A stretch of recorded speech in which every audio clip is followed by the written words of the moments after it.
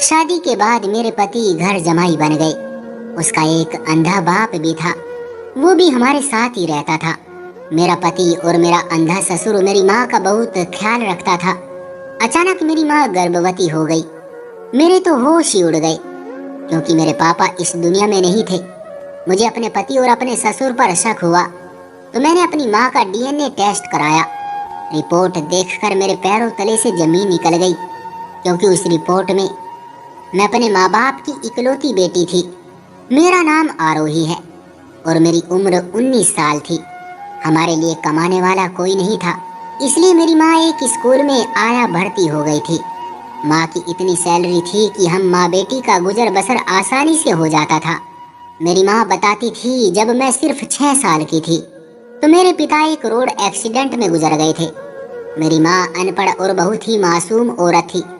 पापा के इस दुनिया से चले जाने के बाद माँ ने एक प्राइवेट स्कूल में आया की नौकरी के लिए अप्लाई किया, तो उन्हें नौकरी मिल गई। माँ ने स्कूल में 8 साल जॉब की थी। उसके बाद माँ ने जॉब छोड़ दी थी। माँ को हर महीने अच्छे खासे पैसे मिल रहे थे। वो पैसे कौन दे रहा था, माँ मुझे नहीं बताती थी। मैं जब भी उनसे पूछती तो वो टाल देती थी। मैंने भी 5वीं तक पढ़ाई की थी। मुझे पढ़ने का शौक नहीं था। हमारे पास इतने पैसे भी नहीं थे, इसलिए मैं घर बैठ गई थी। मेरी माँ को मेरी शादी की भी फिक्र रहती थी। मेरी माँ की ख्वाहिश थी कि मेरा पति घर जमाई बन जाए, क्योंकि मेरी शादी के बाद मेरी माँ को अकेला हो जाना था। मुझे अपनी माँ से बहुत मोहब्बत थी। मैं तो अपनी माँ को एक पल के लिए भी अकेली छोड़ने का सोच भी नहीं सकती थी। मेरी माँ ने जिस तरह मुश्किल हालात का सामना करते हुए मुझे पाला और मुझे जवान किया था, ये मैं ही जानती थी। वो खूबसूरत और जवान थी, लेकिन माँ ने मेरी खातिर दूसरी शादी नहीं की थी। हम जिस घर में रहते थे वो मेरी माँ के नाम था। मेरी माँ अब भी जवान ही दिखाई देती थी। वो बताती थी कि जब मेरी शादी हुई थी तो मेरी उम्र सिर्फ 14 साल थी। मेरी माँ का संबंध भी गरीब घराने से था। माँ भी अपने माँ बाप की इकलौती बेटी थी। जैसे ही माँ के लिए अच्छा रिश्ता आया तो माँ के माँ बाप ने माँ की फौरन शादी कर दी थी। मेरी माँ ने बताया था कि मेरे पिता एक बैंक में गार्ड थे। पापा की ड्यूटी 12 घंटे होती थी। कभी पापा की रात की ड्यूटी होती थी तो कभी दिन की होती थी। मेरे पापा को बेटे की बहुत इच्छा थी, लेकिन ऊपर वाले ने उन्हें बेटी दे दी थी। पापा तो मुझसे भी बहुत मोहब्बत करते थे। वो छुट्टी वाले दिन मुझे कांधों पर बैठाकर पार्क में ले जाते थे। मैंने पापा की वो तस्वीर देखी थी जो उनकी मेरी माँ के साथ थी। मेरी माँ ने बताया था कि तेरे पापा की मृत्यु के बाद मेरे लिए कई रिश्ते आए थे, लेकिन मैंने मना कर दिया था। मेरी माँ अब भी जवान और खूबसूरत थी। उनकी उम्र 33 साल थी। मेरी माँ की रंगत बहुत गोरी थी। सख्त गर्मियों में लोगों की रंगत में काफी फर्क पड़ जाता है, लेकिन मेरी माँ की रंगत में जरा भी फर्क नहीं पड़ता था। एक दिन मम्मी पड़ोसन के घर गई। कुछ देर के बाद वापस आई तो बहुत खुश थी। मेरे पूछने पर माँ ने बताया कि आरोही, कल तुझे देखने के लिए कुछ लोग आ रहे हैं। मैंने उन्हें बता दिया कि मुझे ऐसा दामाद चाहिए जो घर जमाई बन जाए। एक लड़का है जो अपने अंधे बाप के साथ किराए के मकान में रहता है। पड़ोसन ने मेरे सामने उस लड़के से बात की है कि क्या तू घर जमाई बनने के लिए तैयार है, और वो मान भी गया। मैंने माँ से कुछ न कहा और सर झुका दिया। अगले दिन एक बूढ़ी औरत एक लड़के के साथ आई। लड़का वही था जिससे मेरी शादी होनी थी। वो मेरा हम उम्र और बहुत ही खूबसूरत दिखाई देता था। उसका नाम रंजीत था। वो बूढ़ी औरत रंजीत की दूर की रिश्तेदार थी। बातचीत के बीच मम्मी ने उनके सामने अपनी डिमांड रख दी थी कि वो घर दामाद रखना चाहती है। अगर मंजूर है तो इस रविवार को सादगी से शादी कर देते हैं। लड़का राजी हो गया था, लेकिन उसकी भी एक शर्त थी कि वो अपने बूढ़े अंधे बाप को अपने साथ ही रखेगा। मेरी माँ को इस बात से कोई ऐतराज नहीं था।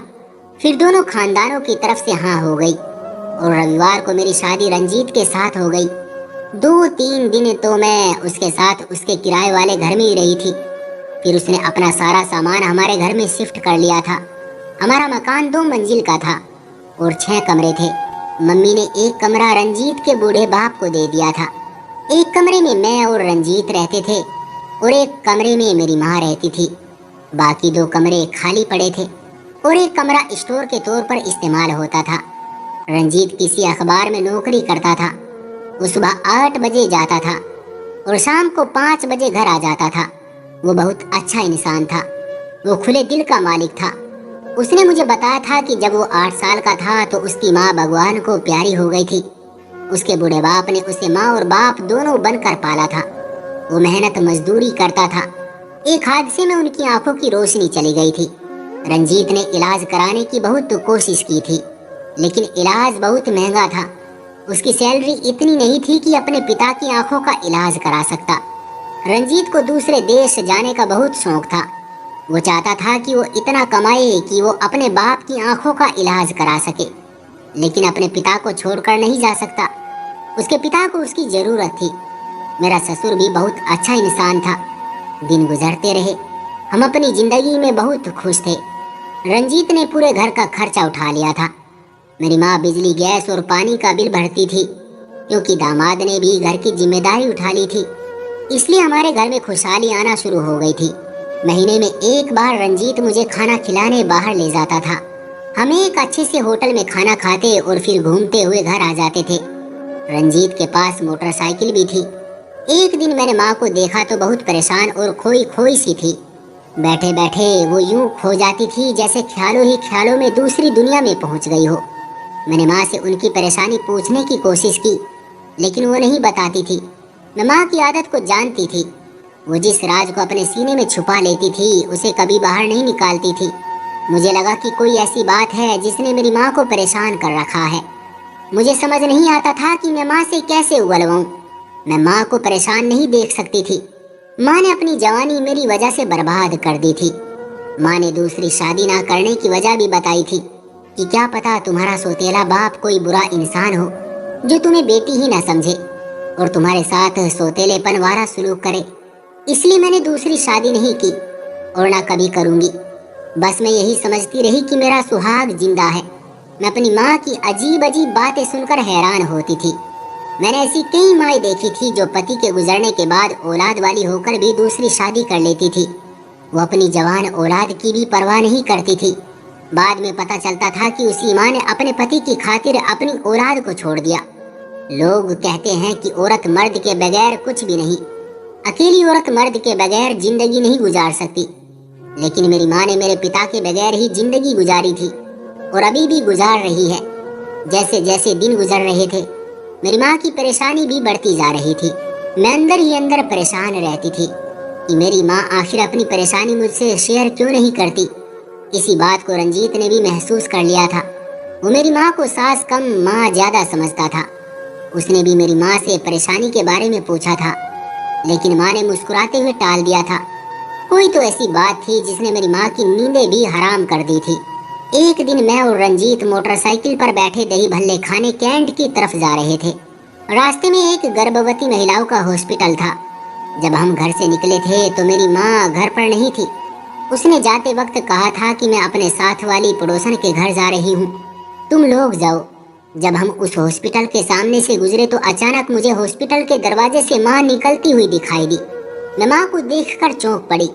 मैंने इस बारे में रंजीत को नहीं बताया, लेकिन मेरे दिल में अजीब अजीब से ख्यालात आने शुरू हो गए थे। मेरी माँ हॉस्पिटल में क्या करने गई थी? मेरी शादी को अभी 3 महीने हुए थे, लेकिन मैं प्रेग्नेंट नहीं थी। अगर मैं प्रेग्नेंट होती तो गर्भवती महिलाओं के हॉस्पिटल में मैं जाती। मैं काफी उलझ गई। मैंने सोचा था कि घर वापस जाकर माँ से पूछूंगी कि वो हॉस्पिटल में क्या करने गई थी। हमने दही भल्ले की दुकान में बैठकर दही भल्ले खाए। वापसी पर रंजीत ने मेरी माँ के लिए दही भल्ले का पैकेट बनवा लिया था। मेरे ससुर को दही भल्ले पसंद नहीं थे, इसलिए रंजीत ने उनके लिए पैकेट नहीं बनवाया था। रात 9 बजे हम घर पहुंच गए थे। मेरे पास घर के ताले की दूसरी चाबी थी, इसलिए मैंने दरवाजा खोल दिया था। मेरी माँ अपने कमरे में थी। उनके कमरे की लाइट जल रही थी। इसका मतलब था कि वो अभी तक जाग रही है। मैंने एक प्लेट में दही भल्ले डाले और माँ को देने उनके कमरे में चली गई। माँ बिस्तर पर लेटी गहरी सोच में गुम थी। माँ को मेरे आने का भी पता नहीं चला था। जब मैंने माँ का बाजू पकड़कर हिलाया तो वो एकदम से चौंकी और मुझे देखते ही उठकर बैठ गई।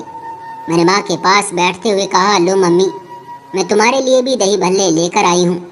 माँ को भी दही भल्ले बहुत पसंद थे, लेकिन उस वक्त माँ ने कहा कि मेरी तबीयत ठीक नहीं है, मेरा दिल दही भल्ले खाने को नहीं चाह रहा, ये तुम खा लो।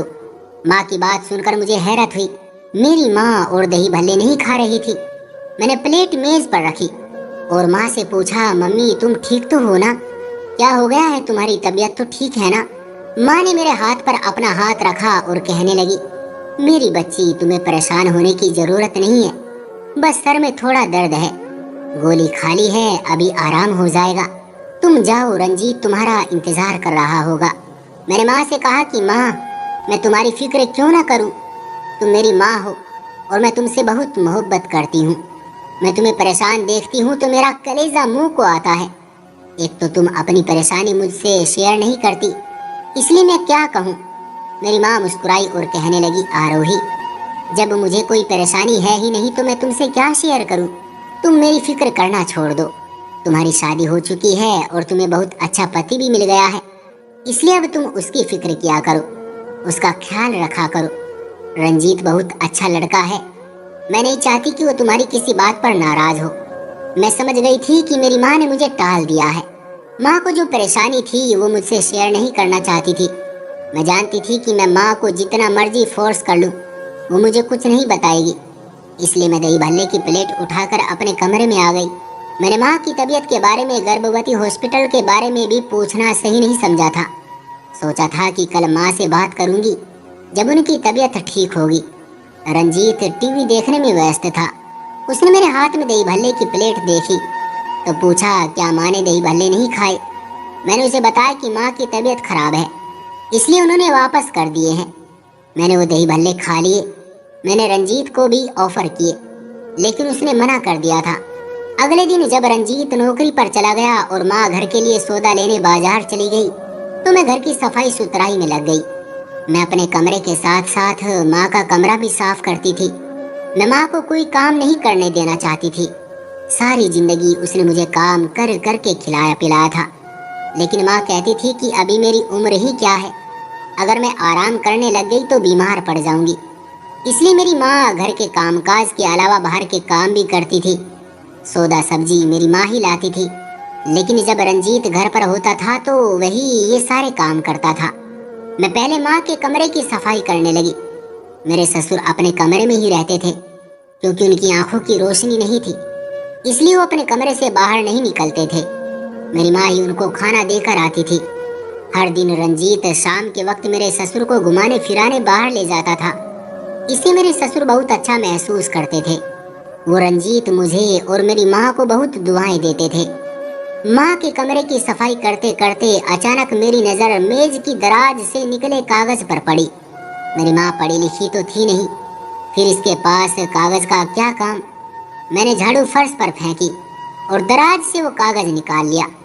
वो उसी गर्भवती हॉस्पिटल का लेटर पैड था जहाँ से मैंने माँ को कल निकलते हुए देखा था।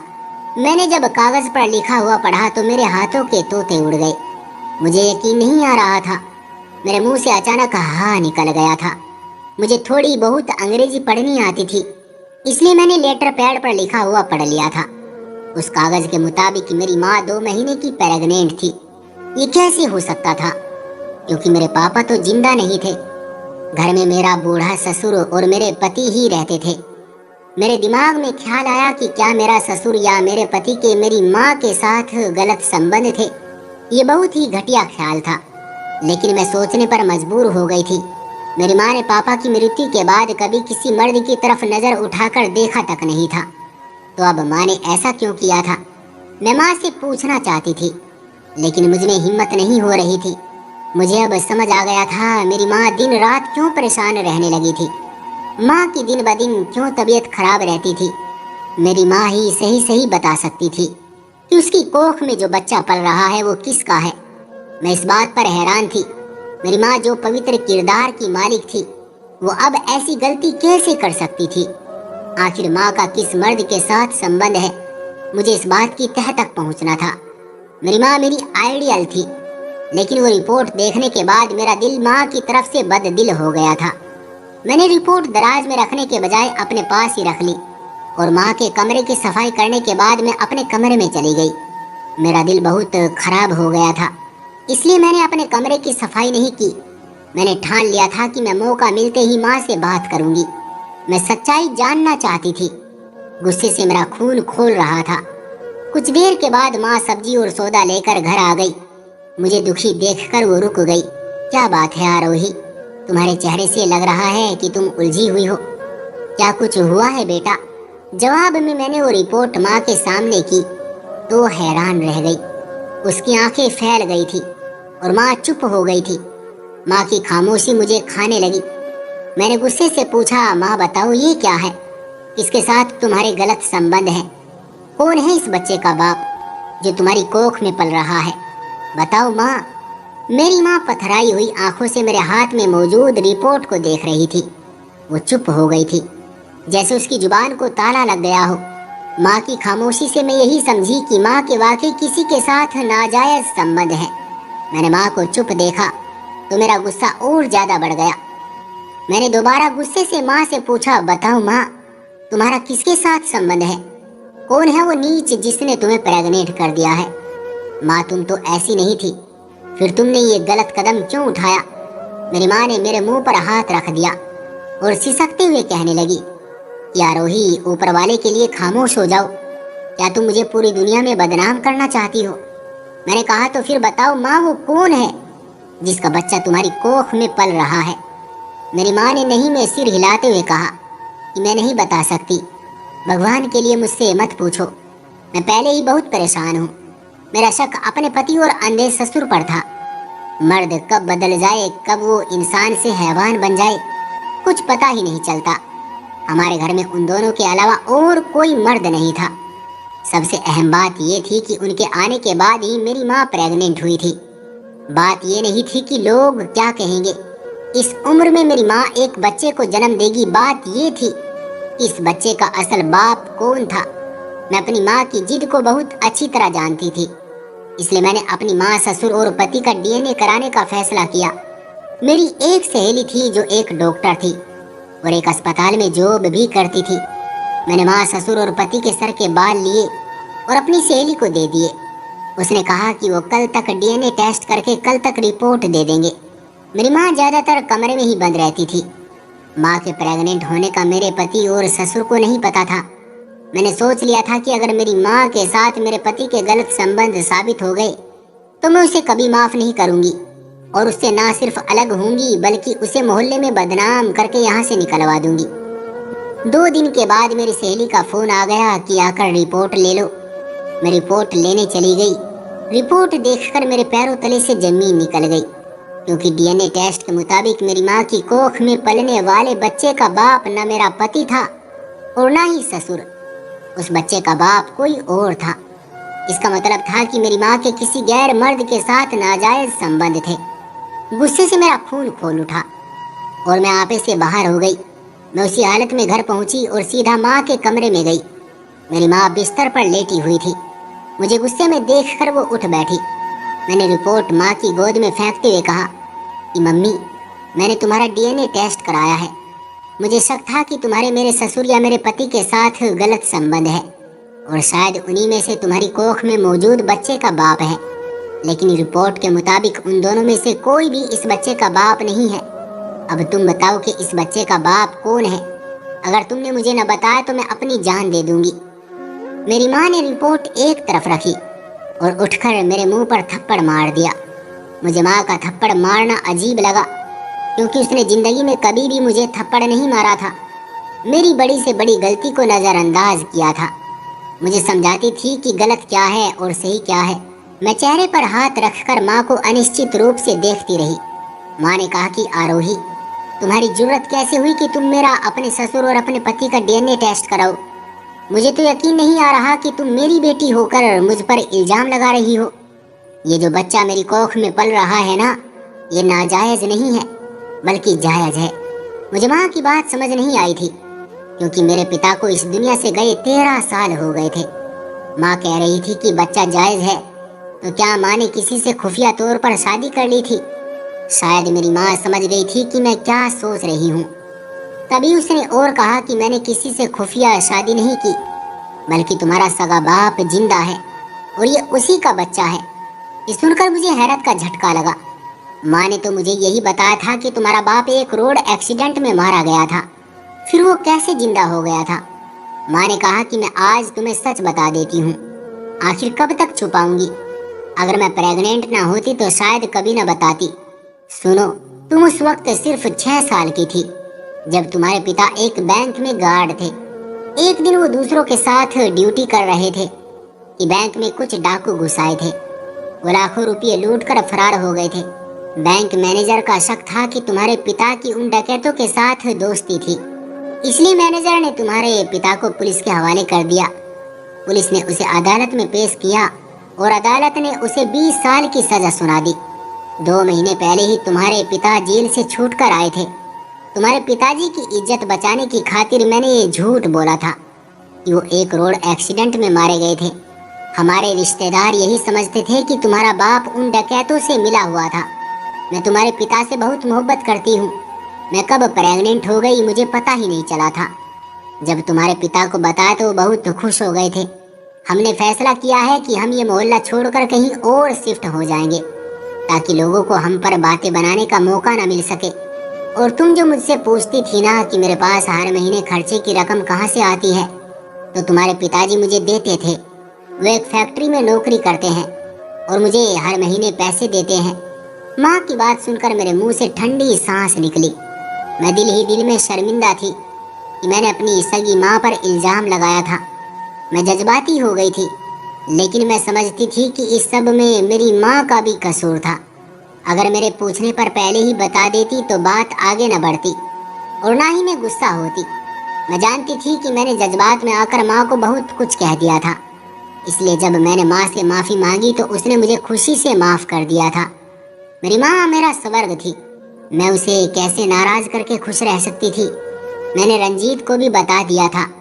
वो भी मेरे पिता के मिलने पर बहुत खुश था। कुछ महीने के बाद हमने वो मोहल्ला छोड़ दिया और नए इलाके में घर खरीद कर शिफ्ट हो गए। मेरे पिताजी भी घर आ गए थे। मैं अपने पिता से मिलकर बहुत खुश हुई थी। अब हम सब एक ही घर में फैमिली की तरह रह रहे हैं। तो दोस्तों, ये थी हमारी आज की कहानी। उम्मीद करते हैं कि आज की कहानी भी आपको पसंद आई होगी। आपका क्या कहना है इस कहानी के बारे में? कमेंट करके हमें ज़रूर बताएं। वीडियो को लाइक करके चैनल को सब्सक्राइब कर लीजिए। साथ में घंटी को दबाकर ऑल पर सेट कर लीजिए ताकि आने वाली वीडियो आपको तुरंत मिले। मैं मिलता हूँ आपसे अगली वीडियो में। तब तक के लिए धन्यवाद।